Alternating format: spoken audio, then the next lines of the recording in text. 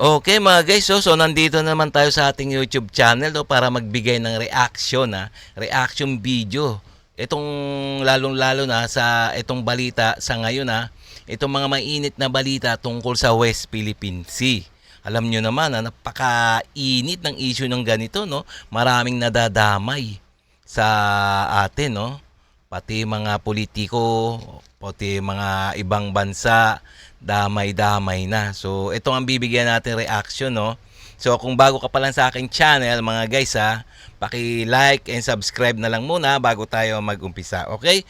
So, itong bibigyan natin, na reaction ay galing kay Boss Balita, So, please, paki-subscribe din sa kanya. So, itong bibigyan natin, reaction, ito, may pamagat na China hinamon digmaan. PBBM nagdeklara na sa Manila, gera na. Kusa magdi-deploy ng missile. Delikado na to. Yan, ayun ang pamagat, grabe. Kasi yung China, hinamon na ng digmaan ni PBBM. At si PBBM nagdeklara na ng gera. Na kusa na magdi-deploy ng mga missile. So, nakakatakot to si PBBM, O mas mabuti pa, umpisa na natin, okay?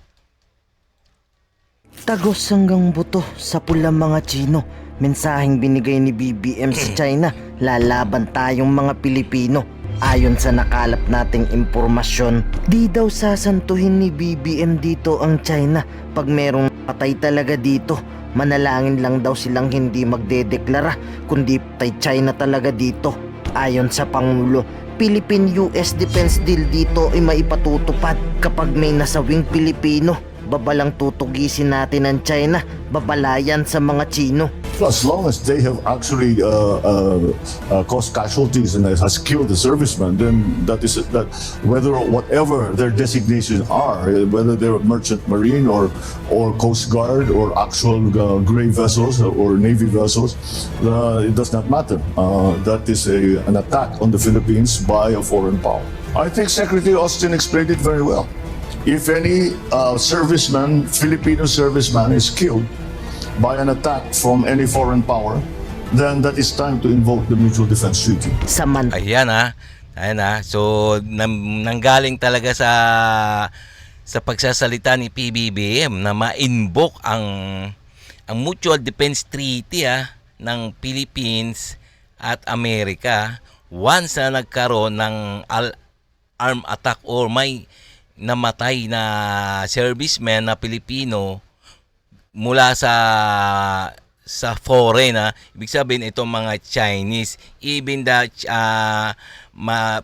Chinese militia, pag mayroon sila napatay na Pilipino na fisherman, serviceman o mga Philippine Coast Guard na personnel, automatic mag-activate na ang mutual defense ng Amerika, Mutual Defense Treaty. Siguradong babakbakan na, babanatan na ng Amerika ang Chinese. Ayun lang naman talaga hinihintay ng Amerika Kasi itong Amerika na to, talagang gusto nila na sila ang maging superpower, ganun. Meron silang intention, Kaya tinutulungan sila ni Amerika ang Pilipinas dahil nga meron silang intention na magpalawak ng puwersa militar sa Indo-Pacific, sa Asia. So maganda nga yun para sa ating Pilipino, Kasi tutulungan talaga tayo ng libre. 'Di ba? Libre. So may pagdigmaan ng Amerika at buong alay alang-alang sa Pilipinas. So talagang gusto nila talagang makapwesto kasi magandang pwesto itong bansa natin, laban sa mga Chekwa, Ang ganda ng strategic position. Talagang harap na harap ng China. So kaya nga marami talagang tutulong sa Pilipinas, O sige, diretso pa natin. Tala, tiniyak naman ng AFP ang kanilang suporta. Nasusunod sila sa utos ng Pangulo at hindi kay Duterte gusto siyang pigilang magdeklara. Tinakot pang aalisin siya bilang Pangulo. The AFP remains Teka, ito naman si dating Pangulong Duterte, nakikisausap pa. Tapos na nga ang kanyang termino, no? So, nanggugulo pa sa kasalukuyang administra. Nagtatawag pa ng kung ano-ano na ano. So, dapat manahimik na lang, no? At sana makipagtulungan na lang sa kasalukuyang gobyerno sana, no? So, kaso nagiging parang kalaban kontra bida. Ibang klase, no? Sige, diretso pa natin. Remains to be a professional organization. Very clear po yung mandate namin. We will protect the Constitution and we will follow the duly constituted authorities. In other words, we will follow the chain of command. Pero ayon kay Senator Padilla, O, tingnan niya, yung AFP, Armed Forces of Philippines, talagang hindi sila babaliktad kay PBBM. Talagang susunod sila sa konstitusyon. Dapat sumunod sila, hindi dun sa mismong chief of kumbaga ang presidente. Ang kasalukuyang presidente ngayon, hindi yung mga nakaraang presidente, no, na udyukan sila ng kung ano, no, na magrebelde gano'n, no, sa talagang ang mga sundalo talagang tapat yan sa kanilang presidente, kanilang commander-in-chief na si PBM. Kasi siya ang presidente, yung iba sumisingit pa kahit hindi naman tapos na nga termino nila ang ingay-ingay pa sa gobyerno. Grabe anyang kausapin ni BBM si dating Pangulong Duterte sa China. Hindi naman daw kasi dating ganito kalala nung dating sa boss niyang si Duterte. Si BBM Kaya pa nga. daw dito nagpalala. Kaya ang linaw po. Teka. Kaya walang tensyon na nangyayari yung panahon ni Duterte.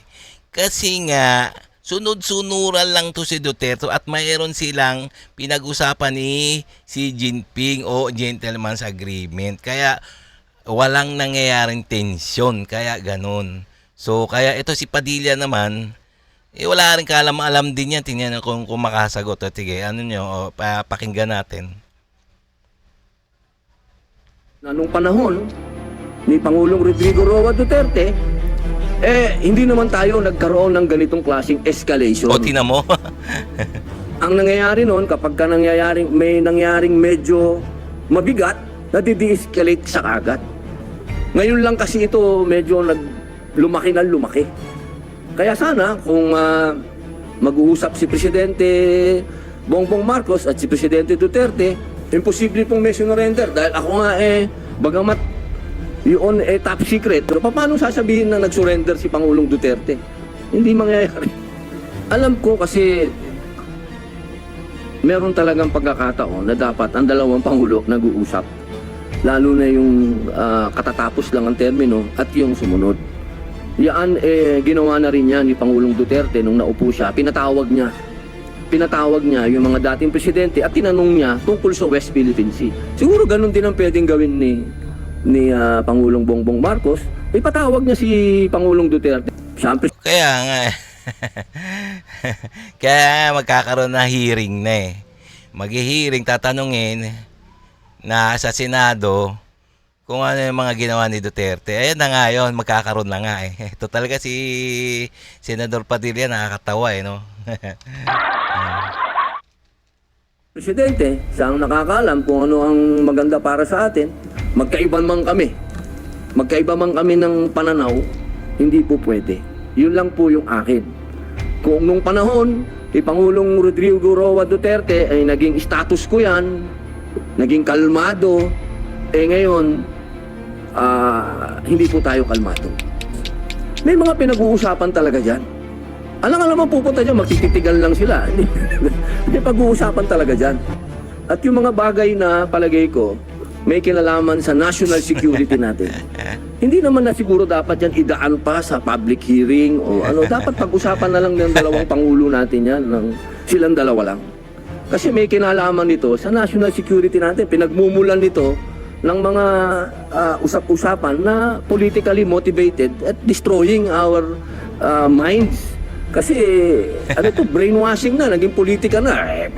Ngayon, ikaw bilang Pilipino, ano ang masasabi mo at reaksyon sa balitang ito? mag-iwan ka ng komento sa ibaba at atin pong babasahin isa-isa. Okay mga guys, so ayan tignan nyo naman kung gaano nalilito talaga tayo kung sino ang bobo rito, no? Pumasok-pasok si Senator Padilla, kung sumagot parang no? Parang wala lang So talagang wala talagang kalam-alam yata. So talagang mahirap talaga. Tapos itong China talagang hinamon na ng digmaan ni PBBM once na nagkaroon ng namatay na Filipino personnel sa West Philippine Sea. Sigurado gigirahin at siguro babanatan ng Amerika at ng buong alay ang China. Ayun lang naman talaga hintay nila, no? Talagang para may dahilan sila ba? Ganun ba? Okay, no mga guys, no? So hanggang dito na lang tayo. Kung nagustuhan nyo yung mga ganitong mga reaction video, please like and subscribe na lang muna sa ating channel bago tayo magsara. Okay?